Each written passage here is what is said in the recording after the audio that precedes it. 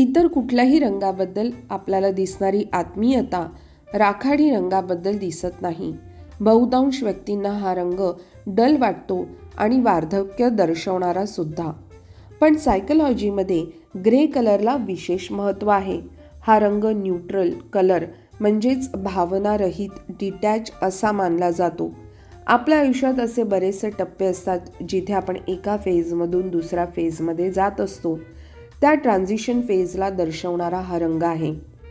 तिथे आपल्याला स्थिरता देण्यासाठी तुम्ही या रंगाचा विशेष वापर करा. निपक्षपातीपणे विचार करण्यासाठी या रंगाचा निश्चितच फायदा होतो. या रंगाच्या सानिध्यात मेंदूला भावनारहित राहून काम करणं सोपं जात असल्यामुळे बहुतांश ऑफिसमध्ये ग्रे रंगाचा जाणीवपूर्वक इंटिरियरसाठी वापर केला जातो. सायकोलॉजीमध्ये वयपरत्वे आलेलं शहाणपण, प्रगल्भता दर्शवणारा हा रंग आहे. तुम्हाला तुमची इमेज फॉर्मल त्याचबरोबर दुसऱ्यांची उत्सुकता निर्माण करायची असेल तर तुम्हाला ड्रेसिंगमध्ये ग्रे रंगाचा विशेषत्वाने वापर करायला हवा. फक्त या रंगाचा जास्त वापर म्हणजे अतिरेक झाला तर त्याचे काही दुष्परिणामही आहेत. नकारात्मकता, ऊर्जेची कमतरता, थकवा, नैराश्य यासारख्या गोष्टींना सामोरं जावं लागू शकतं.